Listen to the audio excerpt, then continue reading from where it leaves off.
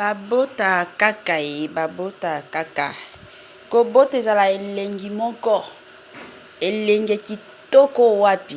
Kobota epesaka gu bandeko nanga. Kobota epesaka gu. Epi lo mosusu bandeko nanga eza que tango komi parent, il faut ozala déjà na makanisi ya koyeba keno na komi lelo responsable. Parce que ebele ya batu omona kaka azo sepela na ye aboti mais sans wana ya responsabilité eza nango te. Yango ezala kaka bien tango oza na projet ya kobota o bandomitiaka déjà na mutu ke non soki nazalaki nanga responsable te il faut na banda kotiaka makanisi nanga ensemble kotiaka makanisi nanga together o bangle balobaka pour que nazala responsable surtout na ndenge moko ya bien. Bandeko nanga, bonjour, bonsoir et bon après-midi. Et cela ne dépendra qu'à l'heure à laquelle vous allez nous suivre. Ici chez nous, c'est Kisongi officiel. Donc, chaîne Nabiso ezande place Oyo Masolo. Ya Kisongi bandeko nanga et Vandaka. Donc, place Penza Babeta Masolo nyonso Kisongi. Ezalaka pen, ezalaka nde na chaîne Nabiso. Kisongi Nabiso ezalaka teke to ya ko finga batu. Toya ko minimiser batu toya ko lobela batu mabete mais ezalaka kisongi ya ko memelaka bino ba news surtout o ezalaka nango caché ba news o boye bakate yango ezala musala na biso toke to memeli bino toye to sali kisongi na biso toye to beti masolo na biso na ndenge moko ya bia bandeko nanga.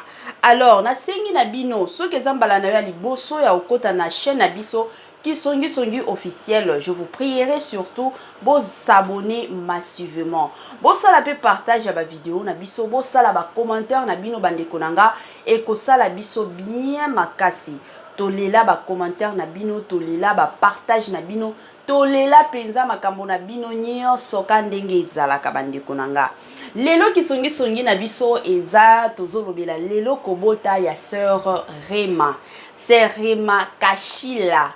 Kashila ezalaka kombo mobali na ye mobali na ye kombo na ye ezalaka papa Sylvain Kashila. Sikoyo yepe depuis balani azui déjà kombo mobali na ye directement et automatiquement déjà azui kombo mobali na ye kombo ya Kashila. Lelo tokomi ko benga ye Mama Rema Kashila. Bandeko nanga musicienne na biso na kombo ya Rema Kashila abotaki après kakobota ya Sœur Rosny. Sœur Rosny aboti lelo yepe lobi aboti. Donc ekendaki bongo. Balandana ki bandeko nanga bango nyonso baboti bana. Ka ndenge ezalaka. Sikoyo bandeko nanga pourquoi na memeli bino Sœur Rema? Ebele ya batu après kobota ya Sœur Rema batu bakomi koloba loba. Au mariage ya Sœur Rema et salami il y a pas longtemps. Déjà ye Sœur Rema aye kobota et salami ndenge nini ya kota yi nanda kwa libala na zemi bino moko déjà boyebi batu na biso o bayembelaka biso batiaka biso penza na muba kotisaka biso plutôt na mozindo soki bazoyemba biso pe kote mosusu to kotaka na mozindo. Alors ebele ya batu déjà bayebaka keno batu wana bazalaka penza basantu batu wana basalaka masumu te yango esali keno batu ebele lelo bakomi koloba non ya aza sœur en Christ.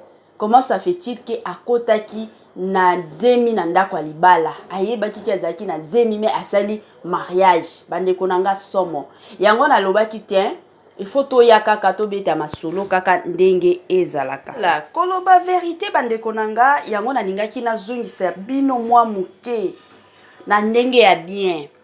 Sœur Rema asalaki mariage na ye c'était en décembre nde asalaki mariage na ye.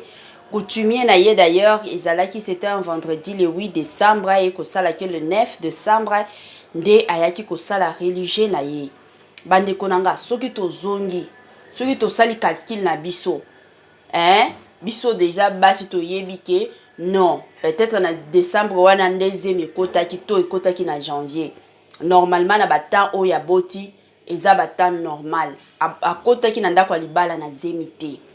Pona batu ebele o bazomi tuna ba question akotaki na ndako libala na zemite bandeko nanga tozonga to sala calcul na biso mental ka ndenge ezalaka décembre mariage janvier février donc ba mois eza combien eza presque 11 mois déjà moi si ce qu'il faut abota ebele ya bato déjà tokontaka 10 mois donc na temps oyo mwasi abaleli déjà bokote 10 mois bokoyeba keno mutu aboti normal mutu akoti aboti na ye bien akotaki na zemi na ndako ya libala te soki omoni ke mutu peut-être akoti na ndako ya libala après 9 mois aboti wana mutu akotaki na ndako ya libala na zemi ya quelques semaines ezalaka bongo mais pona serema en tout cas makambo nyonso eza nango clair eza nango clair bandeko nanga akotaki na ye na ndako ya libala na zemi te et puis elo mosusu ka ndenge tolobaka ka ndenge tobetaka masolo bandeko nanga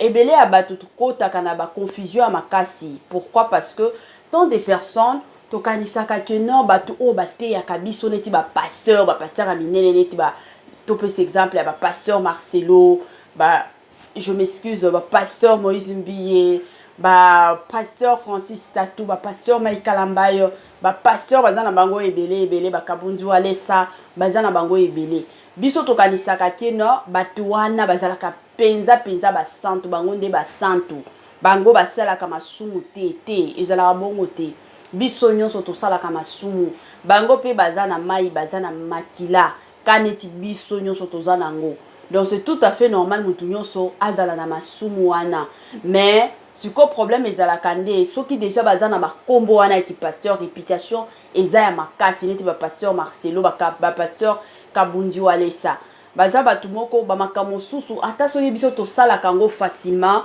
mais pona bango soki basali yango ekozala neti humiliation moko boye na population et osala mabe yango se forçaka vraiment bazala bien makambo na bango nyonso ekende bien mais eloko photo yebaka ke no bato wana pe bazalaka pe basumuki bango pe bazalaka na makanisi moko alamuki ka boye makanisi moko ya mabe ekoti ye donc tojijaka bango te ke no bango nde basantu te en tout cas félicitations surtout na couple Kashila couple oyo na omona bango bongo eza couple moko balingani makasi baza na bolingo ya solo couple oyo baomi balingani penza makasi baza penza na bolingo ya solo et puis baza bato moko basekaka na bango mingi mais kosekaka te ke no biseka te mais koseka kaka mwa harmonie mwa kotia bato à l'aise na koseka na bango wana penza eza mwa vie na bango donc eza couple moko kitoko couple moko ezopesa pe goût ya bato mosusu balanda pe couple oyo na ndenge moko ya bien bandeko nanga tokomi na biso na suka penza ya partage na biso ya lelo good news bonne nouvelle surtout ya couple Kashila bobo sanate que s'abonner bobo sanate que ça là-bas partage bobo sanate que ça là-bas commentaire et kosunga chaîne na biso ekende kaka liboso bye bye et à la prochaine.